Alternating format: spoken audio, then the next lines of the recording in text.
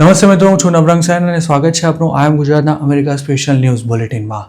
શુક્રવાર ફેબ્રુઆરી 20ના બુલેટિનમાં જોઈશું એરિઝોનામાં મોટેલ ધરાવતા એક ગુજરાતી મહિલા ઓનરને કોર્ટે કયા કેસમાં સજાનું એલાન કર્યું તેના સમાચાર. તેમજ જાણીશું ન્યૂ જર્સીમાં 46 વર્ષના એક ગુજરાતી પર સોશિયલ મીડિયા પર મળેલી 15 વર્ષની છોકરી સાથે એવું તો શું કરવાનો આરોપ લાગ્યો છે કે હાલ તેને જેલ ભેગો કરી દેવાયો છે.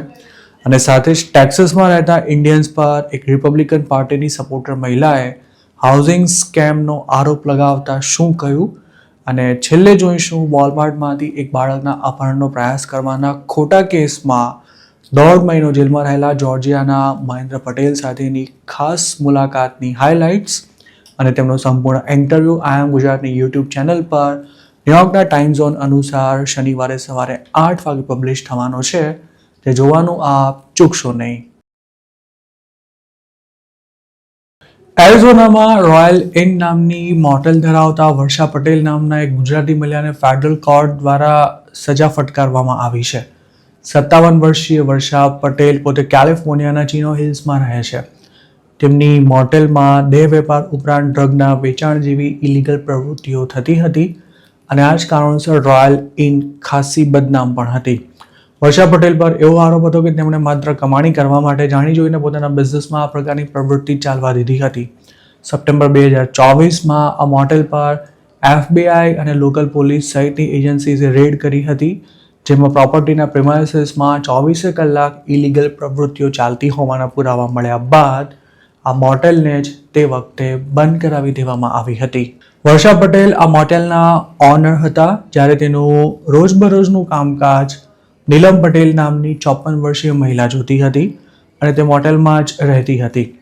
વર્ષા પટેલ અને નીલમ પટેલ પર ગંભીર ચાર્જીસ લગાવવામાં આવ્યા હતા, જેમાં વર્ષા પટેલે ગયા વર્ષે ગુનાની કબૂલાત કરી લીધા બાદ હવે ફેડરલ જજ સ્યુઝન એમ બ્રોનોવિક દ્વારા તેને 5 વર્ષના ફેડરલ પ્રોબેશનની સજા ફટકારવામાં આવી છે.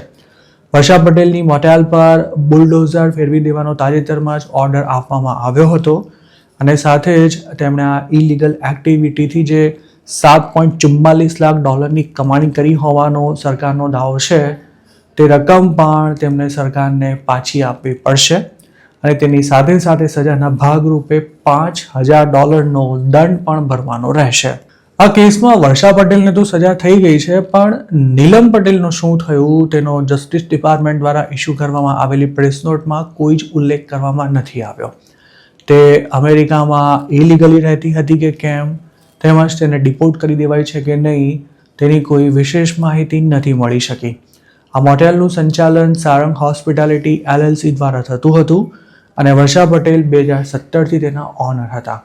અમુક રિપોર્ટ્સમાં એવો પણ દાવો કરવામાં આવ્યો હતો કે મેનેજર નીલમ પટેલ ઓનર વર્ષા પટેલની કઝિન હતી અને તે જ ઇલીગલ એક્ટિવિટીઝ માટે રૂમ્સ ભાડે આપતી હતી. એટલું જ નહીં, મોટેલમાં જો ક્યારેક પોલીસ આવી જાય તો પણ ઇલીગલી એક્ટિવિટી કરતા લોકોને એલર્ટ કરી દેવામાં આવતા હતા. 2019માં લોકલ પોલીસે રોયલ ઇનના ઓનરને જણાવ્યું હતું કે 2 વર્ષમાં તેમની મોટેલમાંથી પોલીસને 177 ફોન કોલ્સ મળ્યા છે અને આ વાતનો કોર્ટમાં પણ ખાસ ઉલ્લેખ કરવામાં આવ્યો હતો. વર્ષા પટેલને જે 5 વર્ષના ફેડરલ પ્રોબેશનની સજા ફટકારવામાં આવી છે, તેનો અર્થ એવો થાય છે કે તેમને આ સજા જેલમાં રહીને પૂરી નથી કરવાની, પણ આવતા 5 વર્ષ સુધી તેમના પર સખ્ત નિયંત્રણો રહેશે. તેમને નિયમિત પોલીસ સ્ટેશનમાં હાજરી પુરાવવાથી લઈને અમુક વિસ્તારની બહાર જવા માટે પણ પરમિશન લેવાની રહેશે, તેમજ કોઈપણ પ્રકારની ક્રિમિનલ એક્ટિવિટીઝથી પણ દૂર રહેવું પડશે. જો તેમણે આ 5 વર્ષમાં કોઈ ગુનો કર્યો તો તેમને જેલમાં પણ મોકલવામાં આવી શકે છે. જેમને પ્રોબેશનની સજા કરવામાં આવી હોય તેમના પર દેખરેખ રાખવાનું કામ પ્રોબેશન ઓફિસ કરે છે અને જો કોઈ આરોપી પબ્લિક સેફટી પર સીધું જોખમ ઊભું કરે તેમ ન હોય ત્યારે કોર્ટ મોટાભાગે ગુનાની ગંભીરતાને ધ્યાનમાં લેતા 1 થી 5 વર્ષના પ્રોબેશનની સજા સંભળાવતી હોય છે. પ્રોબેશન ચાલુ હોય ત્યારે ડ્રગ લેવું કે પછી વધારે પડતો દારૂ પીવો પણ ગુનાહિત કૃત્ય માનવામાં આવે છે અને આરોપીનું ગમે ત્યારે ડ્રગ ટેસ્ટિંગ પણ કરી શકાય છે. આ ઉપરાંત તે વેપન પણ નથી રાખી શકતો. ન્યૂ જર્સીના તેજસ પટેલ નામના એક ગુજરાતી પર 15 વર્ષની છોકરીની જાતીય સતામણી કરવાનો ગંભીર આરોપ લાગ્યો છે. આરોપીની ઉંમર 46 વર્ષ છે અને તે વુડ બ્રિજનો રહેવાસી છે. તેના પર સેકન્ડ ડિગ્રી અસોલ્ટ અને બાળકને જોખમમાં મૂકવા બદલ થર્ડ ડિગ્રીનો ચાર્જ લગાવાયો છે. હડસન કાઉન્ટી પ્રોસિક્યુટર ઓફિસે તેજસ પટેલ પર લાગેલા ચાર્જીસની માહિતી આપતા જણાવ્યું હતું કે આ કથિત કૃત્ય 2024માં કરવામાં આવ્યું હતું અને ત્યારે વિક્ટિમની ઉંમર 15 વર્ષ હતી. તેજસ પટેલ વિક્ટિમને સ્નેપચેટ પર મળ્યો હતો. ચોંકાવનારી વાત એ છે કે Hudson county department of family સર્વિસમાં આરોપી હાલ કામ કરે છે. જો કે ગુનાને અંજામ આપવામાં આવ્યો ત્યારે પણ ત્યાં જ જોબ કરતો હતો કે કેમ અને હાલ તેને જોબ પરથી સસ્પેન્ડ કરાયો છે કે નહીં તેની માહિતી કાઉન્ટી પ્રોસિક્યુટરે શેર નથી કરી. તેજસ પટેલને ગુરુવારના રોજ ન્યૂ જર્સીના સેકોગસમાંથી અરેસ્ટ કરવામાં આવ્યો હતો અને તેને હડસન કાઉન્ટીની જેલમાં રાખવામાં આવ્યો છે. તેને કોર્ટમાં ક્યારે હાજર કરાશે તેની કોઈ તારીખ હાલ નથી જણાવાઈ. અમેરિકામાં સોશિયલ મીડિયા દ્વારા લોકો અવયસ્ક છોકરા છોકરીને ફસાવતા હોય છે અને તેમને ખોટા વાયદા કે પછી લાલચ આપી તેમની સાથે નીચ કક્ષાની હરકતો પણ કરવામાં આવતી હોય છે. તેજસ પટેલ પર પણ કંઈક આવું જ કરવાનો આરોપ છે અને તેના પર જે ચાર્જીસ લગાવાયા છે તે ખૂબ જ ગંભીર છે. ખાસ તો પીડિતાની ઉંમર માત્ર 15 વર્ષની હોવાથી જો તેજસ સામે લાગેલા આરોપ કોર્ટમાં સાબિત થાય તો તેને ઘણો લાંબો સમય જેલમાં રહેવું પડી શકે છે. આમ તો અમેરિકાના દરેક સ્ટેટ્સમાં આ પ્રકારનું કૃત્ય કરનારાને કડક સજા આપતા કાયદા અમલમાં છે, પણ તેમાં જો ન્યૂજર્સીની વાત કરીએ તો સેકન્ડ ડિગ્રી સેક્સ્યુઅલ અસોલ્ટના કેસમાં જો આરોપ સાબિત થાય તો 5 થી 25 વર્ષ સુધીની જેલની સજા અને મહત્તમ $1.5 લાખ જેટલો આર્થિક દંડ થઈ શકે છે. આ ઉપરાંત જેલમાંથી છૂટ્યા બાદ પણ રજિસ્ટર્ડ સેક્સ ઓફેન્ડરનું ટેગ કાયમ માટે લાગેલું રહે છે, જેના કારણે કોઈ સારી જોબ નથી મળી શકતી અને આવા લોકોને બેંકમાંથી લોન લેવા સહિતના કામો માટે પણ ઘણી જ મુશ્કેલીનો સામનો કરવો પડે છે. તેમજ પોલીસ પણ કાયમ આવા નમૂનાઓ પર નજર રાખે છે.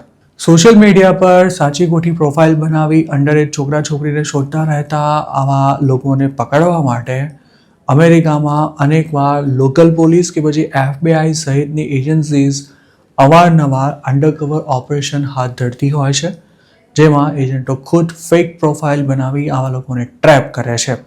આવી ટ્રેપમાં અત્યાર સુધીમાં અનેક ગુજરાતીઓ પણ ફસાઈ ચૂક્યા છે અને ઘણાને તેમાં સજા પણ થઈ છે. આ ઉપરાંત સ્ટોરમાં કે પછી મોટેલમાં કામ કરતા અમુક લોકો પણ મોકાનો ફાયદો ઉઠાવી ચાન્સ ઝડપી લેતા હોય છે, પણ જો પોલીસ સુધી તેમની કરતૂતની વાત પહોંચે તો તેમને ફસાવાનો વારો આવતો હોય છે. અમેરિકાની અંદરથી પકડાયેલા જે ઇન્ડિયન્સ હાલના દિવસોમાં ડિપોર્ટ કરવામાં આવી રહ્યા છે તેમાંના ઘણા લોકો પર આ જ પ્રકારના ચાર્જીસ હતા.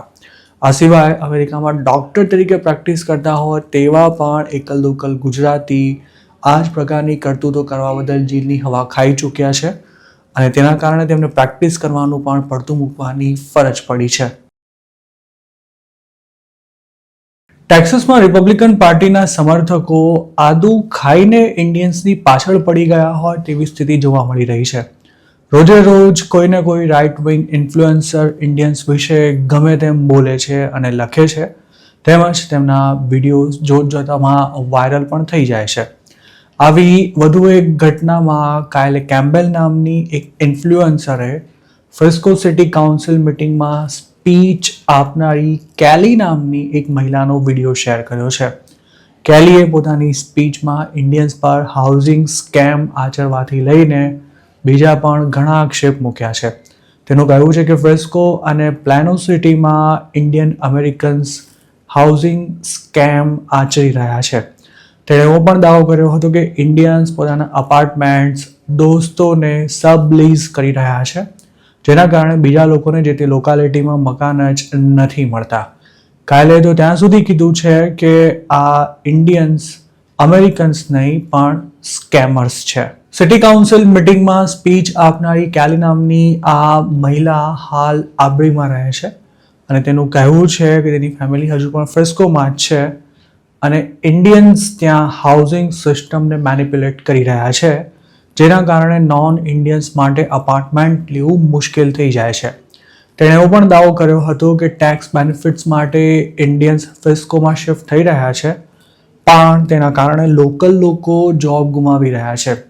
કેલીએ જણાવ્યું હતું કે તેની પાસે ટેક્સાસ રિયલ એસ્ટેટનું લાયસન્સ છે અને પોતે એક સમયે આસિસ્ટન્ટ પ્રોપર્ટી મેનેજર તરીકે કંપનીમાં કામ પણ કરતી હતી, જે ફ્રિસ્કો અને તેની આસપાસના વિસ્તારોમાં અપાર્ટમેન્ટ કોમ્યુનિટી ઓપરેટ કરતી હતી.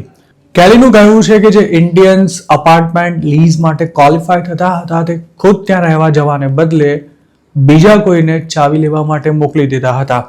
ત્યારબાદ જેના નામે લીઝ હોય તે પોતે ઇન્ડિયા ચાલ્યા જતા હતા, જેથી તેમને શોધવા અને લીઝ કેન્સલ કરવાનું કામ મુશ્કેલ થઈ જતું હતું. કેલીનું કહેવું છે કે આમાં સમસ્યા એ થતી હતી કે જે વ્યક્તિ ખરેખર રહેવા આવતી હતી તેનું યોગ્ય રીતે સ્ક્રીનિંગ નહોતું થઈ શકતું. તેનો એવો પણ દાવો હતો કે ફ્રિસ્કો અને પ્લાનોમાં આ ગોલમાલ એટલા મોટા પાયે ચાલતી હતી કે પોલીસને તેમાં દરમિયાનગીરી કરવાની ફરજ પડી હતી. પોતાની સ્પીચમાં તેણે જણાવ્યું હતું કે હાલ એવી સ્થિતિ સર્જાઈ છે કે એકવાર ઇન્ડિયનના હાથમાં અપાર્ટમેન્ટ ગયો એટલે વાત પૂરી થઈ ગઈ. તેણે પણ કહ્યું હતું કે ઇન્ડિયા જતા રહ્યા હોય તેવા ઇન્ડિયન્સ હાઉસિંગ યુનિટ્સ ખાલી કરવાને બદલે તેની માહિતી સોશિયલ મીડિયા ગ્રુપ્સ પર શેર કરી દે છે અને તેમની જગ્યાએ કોઈ બીજો જ ઇન્ડિયન રહેવા માટે આવી જાય છે. આમ કરીને ઇન્ડિયન્સ બીજા કોઈ લોકોને ઘૂસવા જ નથી દેતા. ખાસ તો જે અમેરિકન્સને ઇન્ડિયન H1B વર્કર્સને કારણે જોબ ગુમાવવી પડે છે તે લોકોને પોતાના ઘર ખાલી કરવાની ફરજ પડે છે, જ્યારે ઇન્ડિયન્સ કશું કર્યા વિના જ બીજા કોઈની રેન્ટેડ પ્રોપર્ટીમાં રહેવા માટે આવી જાય છે. ટેક્સાસમાં ઇન્ડિયન્સ મોટા પાયે H1B ફ્રોડ ચલાવી રહ્યા છે તેવા આક્ષેપો વચ્ચે કેલીએ પોતાની સ્પીચમાં આ મુદ્દાનો ઉલ્લેખ કરતા જણાવ્યું હતું કે ઇન્ડિયન્સની ફેક ટેકનોલોજી કંપનીઝ H1B પર એન્ટ્રી લેવલના લોકોને કામ પર રાખે છે અને એક સાથે 10 જેટલા અપાર્ટમેન્ટ્સ લીઝ પર લઈ આ લોકોને ત્યાં રાખવામાં આવતા હોય છે, તેમજ તેમને ગ્રોસરી સહિતની આઇટમ્સ પણ પૂરી પાડવામાં આવે છે. તેણે એવો દાવો કર્યો હતો કે અમેરિકામાં આવી ફેક ડિગ્રીવાળા ઇન્ડિયન્સ અમેરિકન સાથે જ ભેદભાવ કરે છે, ફ્રોડ આચરે છે અને પ્રોપર્ટીનું સત્યાનાશ પણ કરી નાખે છે. તેમજ ફ્રિસ્કોમાં તો હવે તેમનું અતિક્રમણ થઈ રહ્યું છે. આ પહેલા ફ્રિસ્કો સિટી કાઉન્સિલમાં જ એલેક્સ ટેન નામના કોમેડિયને ઇન્ડિયન્સ પર બેફામ બોલી તેમના શરીરમાંથી ગંદી વાસ મારે છે તેવી પણ કમેન્ટ કરી હતી. ટેક્સાસમાં આ વર્ષે ચૂંટણી થવાની છે અને તે પહેલા ઇન્ડિયન્સને વિલન તરીકે ચિતરવાના ભરપૂર પ્રયાસ થઈ રહ્યા છે. 5/18 સાંજે મારી મધર મારી જોડે એકલી હતી. મારી વાઈફ ગઈ હતી આઉટ ઓફ ટાઉનમાં એની મમ્મીને ટેક કેર કરવા માટે. તો ડિનર પછી ટેબ્લેટ લેવા ગઈ તો ટેબ્લેટમાં જોયું તો એ ટાઇલેનોલ નહોતી. તો મેં પૂછ્યું કે ટાઇલેનોલ છે કે નહીં, તો કે પતી ગઈ છે. તો મેં કહ્યું વોલમાર્ટમાં જઈને લઈ આવું. બરાબર. તો વોલમાર્ટ આપણા ઘરથી 4-5 માઇલ દૂર રહી છે. ઓકે. તો સાંજે 8-8:30 ની વાત છે. મેં આજુબાજુ જોયું તો વોલમાર્ટમાં કોઈ એમ્પ્લોય નતા. બરાબર. તો એક હેન્ડીકેપમાં છોકરી 2 છોકરાને લઈને મોટરાઇઝ સ્કૂટર પર ચાલતી હતી. ઓકે. એટલે મેં કેઝ્યુઅલી એને પૂછ્યું કે ભાઈ તમને ખબર છે ટાઇલેનોલ ક્યાં છે? તો કે યા મને ખબર છે, હું તને હેલ્પ કરું. બરાબર. હવે એક છોકરું એના હાથમાં હતું, એક એના બંનેના પગની વચ્ચે હતું અને એક હાથમાં એ ડ્રાઈવ કરતી હતી. જ્યારે વળવા ગઈ ત્યારે રાઈટમાં કોર્નરના ડિસ્પ્લેમાં ટચ કર્યું અને છોકરું પડી જવાનું મને લાગ્યું. એટલે મેં ઓચિંતું ઇન્સ્ટન્ટલી છોકરાને બચાવવા માટે એને પકડી લીધું. Nothing happen. કોઈ સ્ક્રીમિંગ નહોતું, કોઈ ઝઘડો નહોતો. 911 કોલમાં ક્લિયરલી એ કહેતી છે કે 30 મિનિટ ક્યારે થયું? તો 30 મિનિટ પહેલા થયું, પણ મેં છોકરાને બચાવવામાં ટાઈમ કાઢ્યો. કે એવું લાગે લોકોને કે 30 મિનિટ સુધી ગયા કદાચ એને સ્ટ્રગલ થઈ હશે. બરાબર. ઝપાટામાં એ પ્રમાણે સ્ટોરી એને કહીને 30 મિનિટ પછી. હવે 30 મિનિટમાં તો હું પછી તો ઘરે જતો રહ્યો. બરાબર. એનું સ્મોલ ઇન્સિડન્ટ પછી તો ઓલમોસ્ટ 10 મિનિટ સુધી હું વોલમાર્ટમાં હતો. તમે રિયર મિરરમાં જોયું. બરાબર. તો એક ઇમરજન્સી લેનમાં બિગ એસયુવી હતી, મોટી સ્વાટ ટીમ કહે અમેરિકામાં, કે મોટા કોઈ ગુનેગારને પકડ્યો હોય તો એ લોકો પકડે. એક મારી કારની પાછળની જે એસયુવી જોઈ અને બીજી એક બીજા રોડ પર જોઈ. 3 એસયુવી જોઈ. લાઈટ નથી ચાલતી. એટલે મને થયું કે આ કોની પાછળ પડી જશે? કોઈ માણસને આ લોકો 3 જણા ઇમરજન્સીમાં બી છે. બરાબર. તો 50-100 ફૂટ ગયો એટલે ઓચિંતા આ લોકો દોડ્યા અને મારી કારને ગઈ દીધી તરત, પુલ ઓવર કરીને. એટલે મારા ધબકારા વળી કે આ શું થયું? અને પછી એ લોકો બહાર નીકળી આવ્યા કારની અને ગન થી બધા પોઇન્ટિંગ ગન મારા પર 3 બધા. ડ્રોપ ધ કી, એમ કે કી નાખી દીધી છે. એમને મેં કી નાખી દીધી. પછી કે હાથ ઊંચા કર ને બહાર નીકળી આવો. જેમ તેમ કરીને ટ્રક ઊંચીમાંથી નીચે ઉધી કર્યો. પછી કે લે ડાઉન ઓન ગ્રાઉન્ડ, એટલે ગ્રાઉન્ડ પર કોન્ક્રીટના ગ્રાઉન્ડ પર સુવડાવી દીધો. હાથ પાછળ કરો અને પછી હાથકડી પહેરાવી દીધી. સુવડાવી દીધો પહેલા, હાથકડી પહેરાવી પછી મને ખભેથી ઊંચકી લીધો અને પછી મને કે 15-20 સ્ટેપ પાછળ જા. પાછળ ચાલતો ગયો અને પછી મને કે ટર્ન અરાઉન્ડ, અને પોલીસની કારનું હુડ હતું ને તેના પર મને કે લે ડાઉન ત્યાર પછી મારું વોલેટ ને ફોન ને બધું લીધું. મેં કીધું શું થયું? તો કે તમારા પર એરેસ્ટ વોરંટ છે. સામે ત્યાંથી એરેસ્ટ વોરંટ છે. That's it. તે વખતે મને ખબર બી નહીં કે મારો સાજ શું છે. ડબકારામાં થઈ ગયા હૃદયના કે આવડી ગન પોઈન્ટ પર શું છે. પછી જેલમાં લઈ ગયા તો ત્યાં પેલા જેલમાં બુક કરી દે, પેલા તમારું પ્રેશર ચેક કરે. તો મારું પ્રેશર તો 185 over 110 or something, very high. તો પેલા જેલવાળા કે એને એડમિટ નહીં કરાય આટલું પ્રેશરમાં, એને ઇમરજન્સી હોસ્પિટલમાં લઈ જાઓ. અચ્છા. તો મને ઇમરજન્સી હોસ્પિટલમાં લઈ ગયા પોલીસ સાથે. બેડ પર સુવડાવી ને અટકડી પડાવી દીધી બેડ પર. ત્યાં પછી પેલા કે એને મેડિકલ ચેક કરી, અને મેં મારે ખાલી પ્રેશર મેડિસિન જ જોઈએ છે પ્રેશરની. બરાબર. તે બી 2.5 કલાક પછી આપી. અને પછી બેસાડી દીધો કે એનો પ્રેશર ડાઉન થાય ત્યાં સુધી માપવું પડે ને બીજા 2.5 કલાક. એટલે ઓલમોસ્ટ પ્રેશર મારું ડાઉન થયું અને પાછો હું જેલમાં ગયો એટલે મિડનાઇટ થઈ ગઈ, 12 વાગી ગયા. લોકો મને ધમકાવે કે તને બાથરૂમમાં લઈ જાય ને ઓલ્ડ મેન તને મારું તો તું શું કરે, તું મને પૈસા આપ તારી સિક્યોરિટી માટે, તું આ છોકરાને કાપીને ખાવાનો હતો, શું કરવાનો હતો. તો એ તો ડેન્જરસ થઈ ગયો લાઈફ. એટલે રાત્રે બી શું ઊંઘાય નહીં તમારથી. PTSD બધા એમ કે ચપ્પુના ઘા બી કરી શકે, માણસ તમારા પર જમ્પ કરી શકે. બરાબર. અને વેરી સિરિયસ ચાર્જ. રાઈટ. એટલે હું તો એકલો બેસી રહ્યો હતો અને ફોન બી નહીં ચાલે મારો, અને ખાવાનું પ્રોબ્લેમ થઈ ગયો વેજીટેરિયન. એટલે પીનટ બટર ને મિલ્ક ને બ્રેડ પર જીવતો હતો. અને પ્રેશર મેડિસિન મને ઘણા દિવસ સુધી ના મળી. એ કે વી વોચ સર્વેલન્સ કેમેરા ઇનસાઇડ, અને હું ફ્લડ ધ સીન, હું ભાગી ગયો ત્યાંથી. તો હવે એનો કોઈ પુરાવો હોવો જોઈએ ને કે ભાઈ એને વિડીયો જોયો ને હું ભાગી ગયો. તો આઈધર એ લોકોએ આખો વિડીયો જોયો જ નથી, ક્યાં પછી જોઈ લો અને જૂઠું બોલ્યા. હવે એ વિડીયો જયારે બહાર પાડ્યો ત્યારે ડિસ્ટ્રિક્ટ એટર્ની ઓફિસ, પ્રોસિક્યુટર ને પોલીસ એમ કે આ તો નરેટેડ વિડીયો છે, એડિટેડ વિડીયો છે, અમારા પાસે બીજો પુરાવો છે, એટલે આ સ્ટોરી કઈ ફૂલ નથી એમ કહીને પબ્લિકને ઉલ્લુ બનાવી. બરાબર. ટાઈમ કરીએ રાખ્યો, પણ એ લોકો પાસે કઈ બીજું પ્રૂફ હતું નહીં, પણ એવી વાત કરીએ રાખી આ તો એડિટેડ વિડીયો છે. પણ આઈ થિંક હું એક વસ્તુ કહું કે American police system and justice system it needs a serious change. અચ્છા. ઓકે. ઇવન માઇનોરિટી ના હોત તો બી પોલીસ અને પ્રોસિક્યુટર પાસે ઘણો બધો પાવર, લોકોની લાઈફ બરબાદ કરવાનો ઘણો બધો પાવર. અચ્છા. ઓકે. અને હું happen to be a brown man, Indian man, તો ડબલ રીતે આ થયું. પણ બ્રાઉન મેન કદાચ may be played more game, પણ સિસ્ટમ ને ચેન્જ કરવાની જરૂર છે અમેરિકામાં. 2 વસ્તુને મને બચાવ્યો. એક તો મારી lawyer Ashley Merchant, one of the best જોર્જિયાની કે અમેરિકાની one of the best lawyer. અને સેકન્ડ વિડીયો આવ્યો અને પબ્લિક. બરાબર. મારો કેસ અમે કોર્ટમાંથી પબ્લિક ઓપિનિયનમાં લઈ ગયા. અચ્છા. અને પબ્લિકે હોવા પર કહ્યું આખા દુનિયાના કે આ કેસ તો કમ્પ્લીટ ખોટો છે, એટલે હું તમારી જોડે બેસીને વાત કરતો છું. તો મિત્રો, આ હતા અમેરિકાના આજના મુખ્ય સમાચાર. આપને જો મારી રજૂઆત પસંદ આવી હોય તો આ વિડીયોને લાઇક અને શેર કરવાનું, તેમજ આઈ એમ ગુજરાતની યુટ્યુબ ચેનલને સબસ્ક્રાઇબ કરવાનું ભૂલશો નહીં, કારણ કે આ ચેનલ પર આપને મળશે અમેરિકામાં રહેતા ગુજરાતીઓ માટેના તમામ મહત્ત્વના સમાચાર, અને તે પણ આપની પોતાની ભાષામાં. આપ જો મારી સાથે કોઈ ટિપ શેર કરવા માંગતા હો તો હાલ સ્ક્રીન પર દેખાઈ રહેલા વોટ્સએપ નંબર પર પણ અમારો સંપર્ક કરી શકો છો. આપની ઓળખ ગુપ્ત રાખવામાં આવશે.